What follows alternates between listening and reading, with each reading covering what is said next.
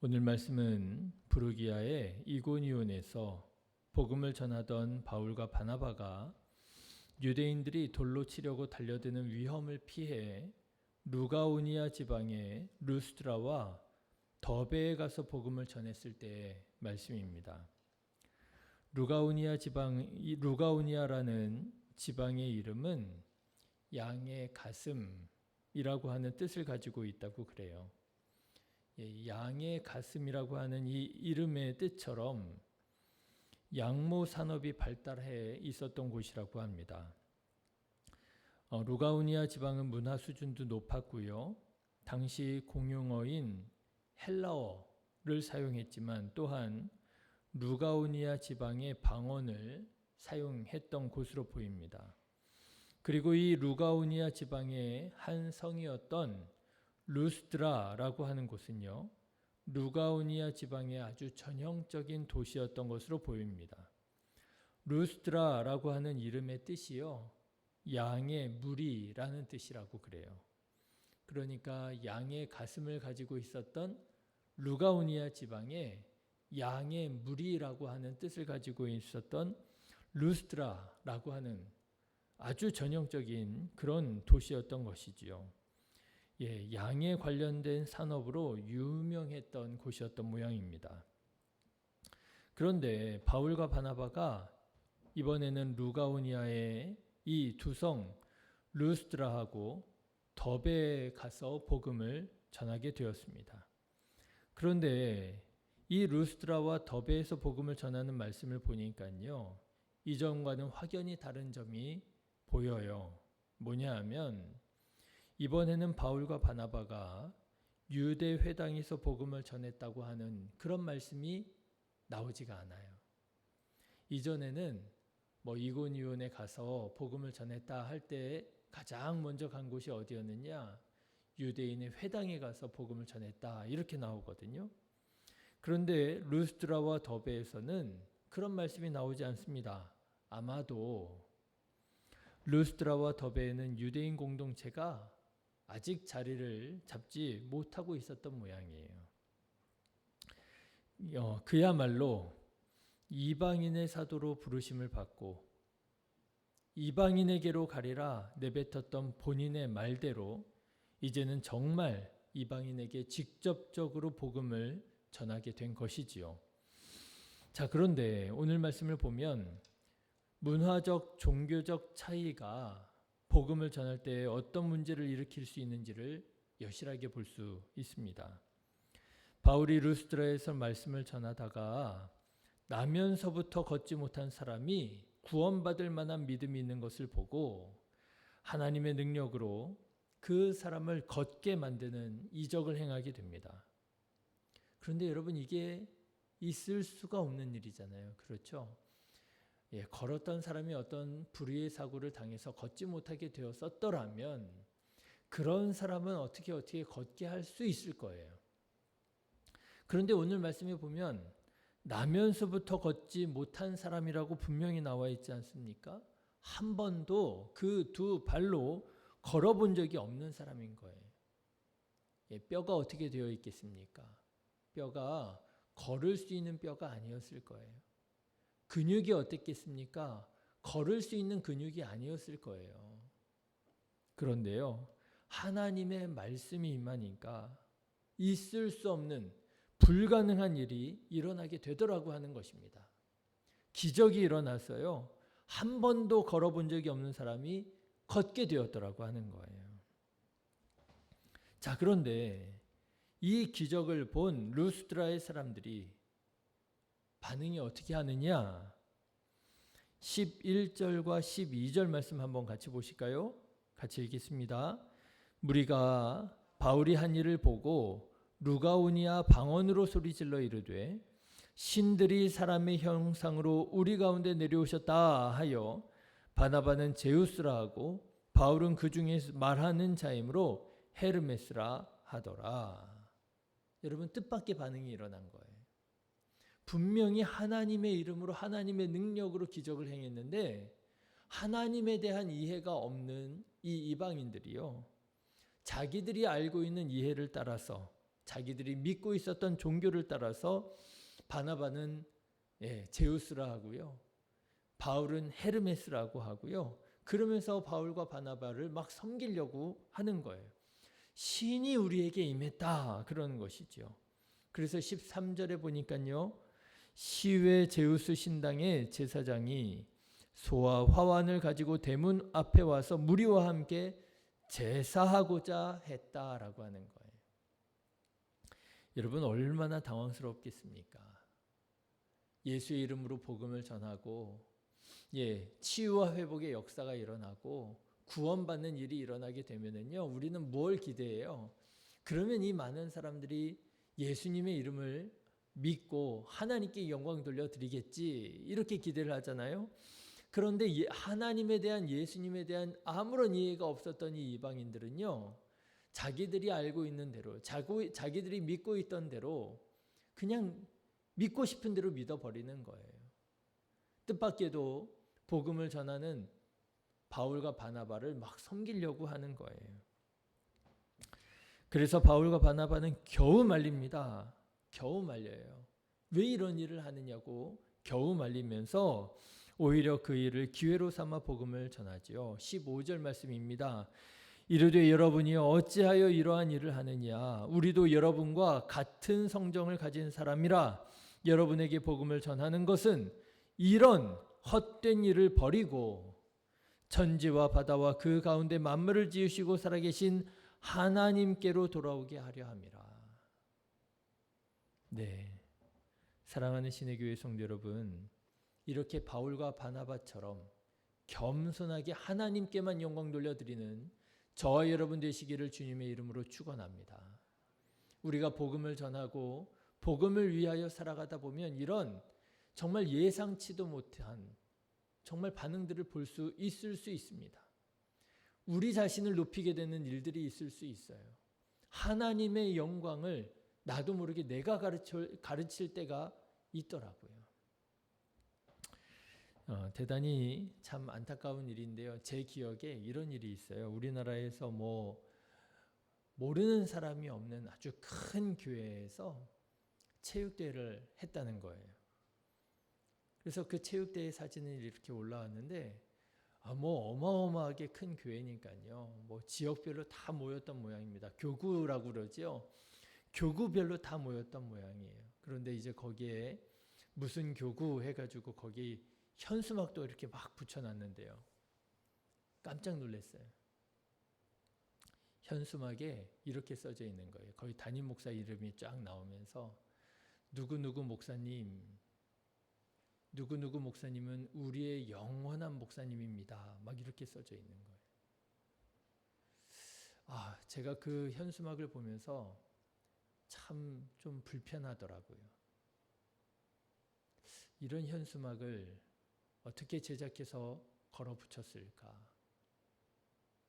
이런 현수막을 보고 아무도 말 한마디 하지 않았을까? 하나님께서 이런 현수막을 보실 때 어떤 마음이실까? 하나님께서는 사람에게 하나님의 영광을 나누어 주시지 않는다고 말씀하셨는데 우리는 모두가 오늘 바나바와 바울처럼 하나님의 말씀 앞에 겸손하게 자기 자신을 낮춰야 할 텐데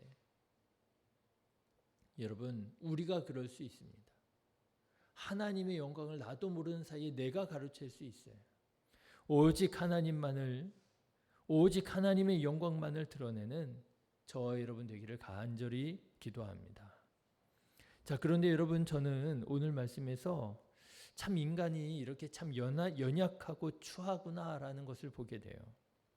방금 전까지만 해도 바울과 바나바가 행하는 놀라운 기적들을 보고 제우스네 헤르메스네 하면서 제사를 드리려고 했던 이 루스드라 사람들이요, 유대인들의 선동을 받게 됩니다. 이제 피시디아의 안디옥과 이고니온에서 이제 이 바울과 바나바가 전하는 복음을 듣고 화가 났던 유대인들이 있잖아요.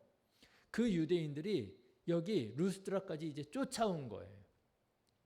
그래서 루스드라의 이 이방인들을 선동합니다. 뭐라고 선동했는지는 모르겠어요. 그런데 이 유대인들의 선동을 받은 이 루스드라 사람들이 어떻게 하느냐? 방금 전까지만 해도 신처럼 막 숭배하려고 했던 그들이 돌을 던져가지고요 죽이려고 그럽니다. 그래서 바울은 돌에 맞아가지고 실제로 실신을 했던 모양이에요. 19절 말씀을 한번 보십시오. 유대인들이 안디옥과 이고니온에서 와서 무리를 충동하니 그들이 돌로 바울을 쳐서 죽은 줄로 알고 시외로 끌어내치니라. 여러분, 이게 무엇입니까? 이게 사람이 만든 종교더라고요. 이게 사람이 만든 종교예요. 자기들이 놀라고 자기들이 아쉽고 자기들이 필요할 때는 신이라고 했다가, 그죠? 필요 없어지면 어떻게 해요? 내쳐버리는 거예요. 부셔버리는 거예요. 사람이 만든 우상이 이런 거더라고요. 필요할 때에는 그냥 자기 집 전 재산이라도 갖다 바칠 것처럼 그러다가 필요 없으면 딱 손절해버리는, 그게 사람이 만든 우상이더라고요. 돌을 던져버리는. 그런데 이런 모습이 이방인들에게만 나타나는 게 아닙니다. 유대인들에게도 나타나요. 예수님에게도 이런 일이 있었잖아요. 예수님께서 나귀 새끼 타시고 예루살렘 성에 입성하실 때에 예수님이 필요했던 사람들이 어떻게 했습니까? 그것이 메시아의 입성임을 깨달은 이 유대인들은요, 종려나무를 흔들면서 예수님의 오심을 환영했습니다. 다윗의 자손이라고, 우리를 구원해 달라고 얼마나 환영을 했어요? 그런데 예수님이 그들이 바라고 기대했던 그런 정치적인 메시아가 아니라고 한 사실이 분명해지자 대제사장의 선동을 받았을 때 확 변하지요. 돌변합니다. 예수를 십자가에 못 박으라고 바라바를 살리고 예수를 십자가에 못 박으라고 소리를 질렀다는 거예요. 누가요? 유대인들이요. 하나님을 믿는 이 유대인들도요, 자기들이 필요할 때에는 신처럼 모시려고 그러다가 자기들이 필요 없다고 하니까 십자가에 못 박아 죽이려고 하더라고요. 여러분, 이것이 사람이 만든 종교의 특성을 따른 유대인들의 모습이었다라고 하는 거예요. 그런데 여러분, 이런 모습이 우리 안에는 없습니까? 이방인들에게는 있고 유대인들에게는 있는데 우리 안에는 없습니까? 예수님을 믿고 하나님을 믿는다 하는데 은혜 받았을 때에는, 감동했을 때에는, 기분이 좋았을 때에는 하나님께 큰 영광 돌려드리고 찬양 부르지만 우리들의 마음이 힘들고 어려울 때에는 여러분, 우리도 같이 무너져 버리지는 않습니까? 사랑하는 성도 여러분, 오직 하나님께 영광 돌려드리며 어려울 때에나 기쁜 때에나 주님을 찬양하는 저와 여러분 될 수 있기를 주님의 이름으로 축원합니다. 자, 여러분, 이렇게 보십시오. 이런 인간의 타락한 본성에 의해서 가로막힌 바울과 바나바는 루스드라 선교에 실패하는 것처럼 보입니다. 별로 그렇게 풍성한 열매를 거두지 못하는 것 같아요. 그런데 여러분, 오늘 말씀을 보니까요, 바나바와 바울이, 기절했던 바울이 정신을 차리고 그 위험한, 자기 자신에게 돌을 던져 죽이려고 했던 루스드라에 다시 들어갑니다. 그리고 이튿날에 가까운 더베라고 하는 곳에 가서 또 복음을 전합니다. 여러분, 참 이상하지 않습니까? 얼마나 놀라고 얼마나 무섭겠어요. 나를 죽이려고 하는 사람들이 있는 곳이잖아요. 정말 한시도 그곳에 있고 싶지 않을 것 같아요. 그런데 바울과 바나바는 다시 그곳으로 갑니다. 그리고 가까운 더베라고 하는 곳에 가서 또 복음을 전합니다. 바울을 본 유대인들이, 만약에 유대인들이, 이 이방인들이 바울을 다시 만나게 되면 뭐라고 했겠습니까? 죽었는 줄 알았네. 죽었는 줄 알았는데 안 죽었네. 그러면서 이번에는 확실히 죽여줄게. 막 그렇게 하지 않았겠어요? 그런데도 바울과 바나바는 그 위험한 루스드라에 들어가서 하루를 묵고 더베로 가더라. 왜냐? 그 이유가 22절에 나옵니다. 여러분 22절 말씀을 한번 보십시오. 제자들의 마음을 굳게 하여 이 믿음에 머물러 있으라 권하고 또 우리가 하나님의 나라에 들어가려면 많은 환난을 겪어야 할 것이라 위로하기 원했던 것이지요. 여러분 생각해 보세요. 사도 바울이 복음 열심히 전했는데 돌 맞아 죽었다고 하면 그 복음을 전해 들었었던 이제 막 예수님을 믿게 되었던 사람들의 마음이 어떻겠어요? 무너지지 않겠습니까? 흔들리지 않겠습니까? 포기하지 않겠습니까? 바울이요, 그냥 멀리 피해 도망갈 수가 없는 거예요. 그들의 마음을 다시 위로하고자 그 위험한 루스드라로 돌아가서 루스드라에서 복음을 받아들인 자들에게 위로하고, 아니야, 원래 이럴 수 있는 거야. 복음 전하며 살아가다 보면 이런 환난 당할 수 있는 거야. 위로하고 더베로 가고. 사랑하는 성도 여러분, 우리 삶에 어려운 일이 있다 할지라도 그것을 이상하게 여길 것이 아니라, 그렇죠. 예수님께서도 그러셨잖아요. 너희가 예수님의 이름으로 고난을 당한다고 이상하게 여기지 말라고 그렇잖아요. 당연하게 여기라고. 선지자들도 이와 같은 고난을 당했었다라고. 여러분, 오히려 예수님의 이름으로 당하는 고난이라고 한다면 기쁨으로 여기고, 오히려 그때 더욱더 기도하고 그때 더욱더 하나님을 드러내는 저와 여러분 다 되셔서 하나님께서 우리를 통하여 영혼을 구원하실 때에 정말 하나님 찾으시는 사람들이 주님께로 돌아오게 되어지는 그런 구원의 역사 일어나게 되시기를 주님의 이름으로 축원합니다. 기도하겠습니다.